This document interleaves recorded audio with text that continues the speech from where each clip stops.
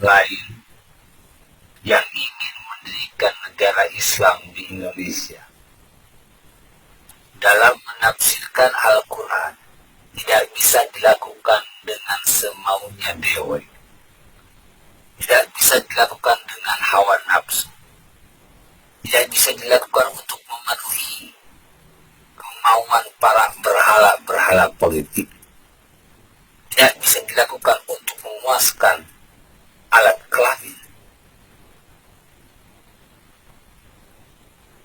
Al-Quran itu suci dan harus ditafsirkan oleh orang-orang yang suci, yang tidak punya kepentingan untuk memuaskan kepentingan para berhala politik. Tapi orang yang suci memang ingin menegakkan kebenaran dan keadilan di muka bumi.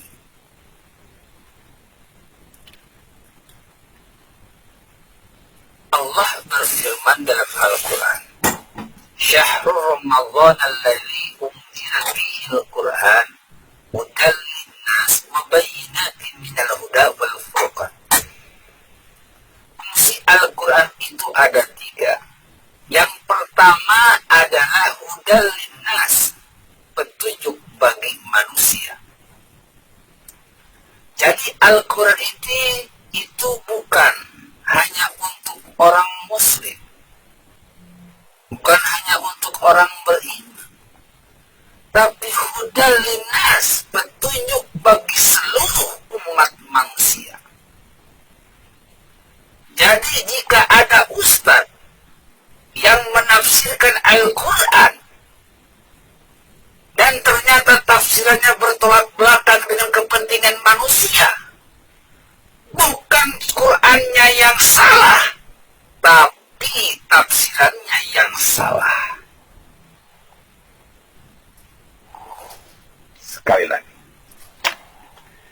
jika ada ustaz-ustaz yang menafsirkan Al-Quran bertentangan dengan kepentingan manusia, maka bukan Quran yang salah, tapi ustaznya yang ilmunya rendah,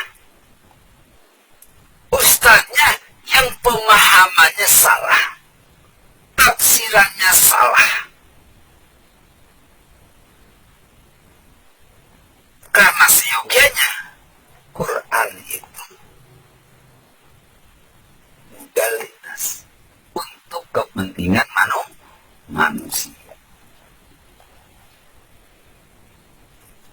Jadi ketika surat Al-Maidah 51 ini ditafsirkan dan hasil tafsirannya bertolak belakang dengan kepentingan manusia, tafsirannya membuat resah, gelisah, bingung, bimbang seluruh umat manusia, maka itu bukan Quran yang salah, tapi tafsirannya salah dan salah tafsir karena ustaznya ilmunya rendah. Atau Quran ini tafsirkan hanya untuk memuaskan para berhala politik. Atau Quran ini ditafsirkan sesuai dompet atau amplop yang diberikan kepadanya. Atau Quran yang ditafsirkan tersebut disesuaikan untuk memuaskan hawa nafsunya atau alat kelaminnya. Na'udzubillah, thumma na'udzubillah.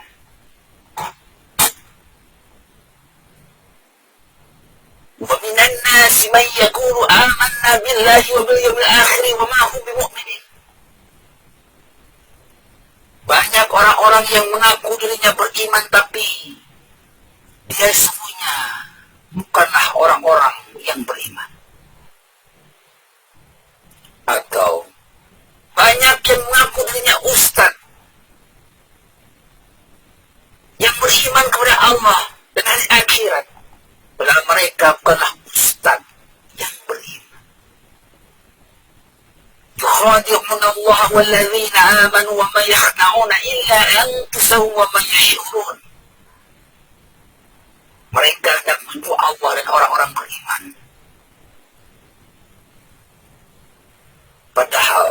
mereka semuanya bukan orang-orang yang beriman.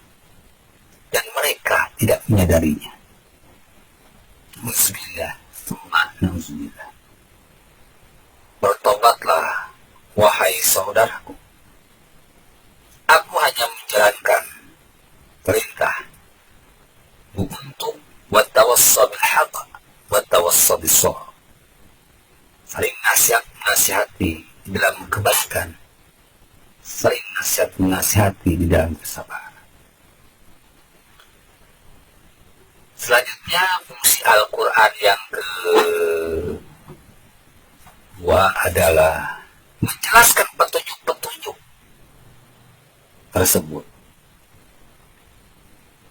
Jadi dalam menafsirkan Al-Quran bisa dilakukan Quran, tafsir Quran.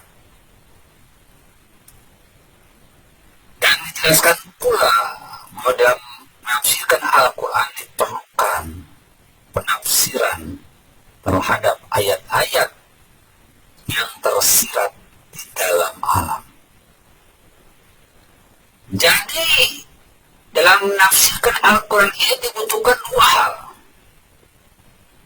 Menafsirkan dengan ayat-ayat yang tersurat dan menafsirkan dengan ayat-ayat yang tersirat. Allah berfirman, Bismillahirrahmanirrahim,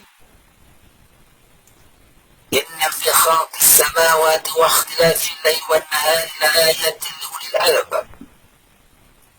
Sesungguhnya dalam penciptaan langit dan bumi dan silih bergantinya siang dan malam terdapat tanda-tanda bagi orang-orang yang berakal.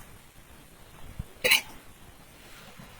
Jadi untuk menjadi ustaz itu susah-susah gampang dan gampang-gampang susah. Karena harus punya dua hal. Menafsirkan ayat yang tersurat dan menafsirkan ayat yang tersirat. Selama ini hampir 99% ulama yang ada di Indonesia hanya mampu menafsirkan ayat-ayat yang tersurat, tidak ayat-ayat yang tersirat. Akhirnya perkembangan negara Islam di Indonesia stagnan dari tahun ke tahun. Selanjutnya adalah fungsi Al-Quran untuk membedakan antara yang hak dan yang batil. Jadi tidak bisa Anda kibuli umat, tidak bisa Anda tipu umat, karena cukup dengan baca Al-Quran umat bisa tahu mana orang baik dan mana orang jahat, mana ustadz yang baik dan mana ustadz yang jahat. Orang-orang yang beriman ya adalah orang-orang yang suka berbuat baik. Orang-orang yang suka berbuat baik adalah orang-orang yang selalu berbuat kedamaian. Kedamaian, ketentraman. Dan orang-orang yang selalu berbuat damai dijamin oleh Allah dalam Al-Quran. Ya ayyatuhan nafsul mutmainnah. Hei orang-orang yang punya jiwa yang tenang. Irja'i ila rabbiki radiyatan mardiyah. Kembalilah kamu menghadap Tuhanmu dan ridho-ridhoi. Padkhuli bi'ibadi, dan masuklah ke dalam golongan hamba-hambaku. Wadkhuli jannati, dan masuklah ke dalam surganya Allah. Ke dalam surgaku. Jadi kalau ada ulama yang menganggap bahwa memilih pemimpin kafir akan mengantarkan kita kepada neraka Allah adalah suatu hal yang salah dan tafsiran yang sesat. Sedangkan memilih pemimpin yang muslim akan mengantarkan ke dalam surganya Allah, itu pun tafsiran yang sangat sesat. Karena yang sesungguhnya adalah orang-orang yang akan mewarisi surganya Allah, baik dunia maupun di akhirat, adalah orang-orang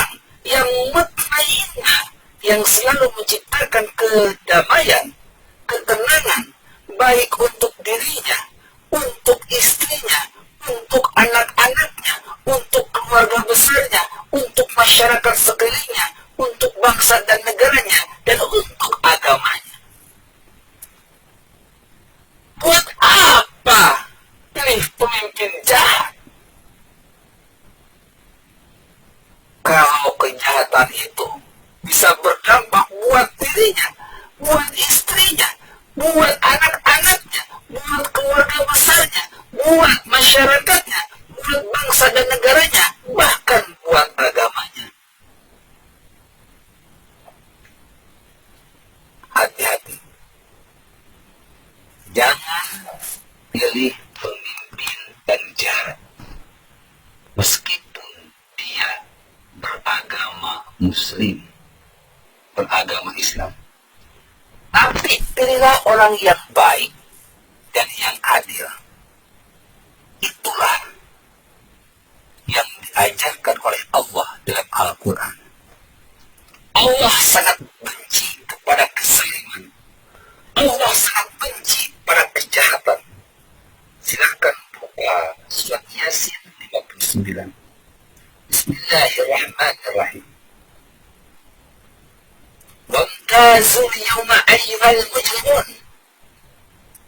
Hei orang-orang yang kafir.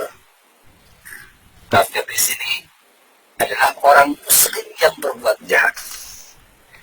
Hei orang-orang kafir, kemilih kau dari kaum muslimin, karena kalian selalu berbuat jahat.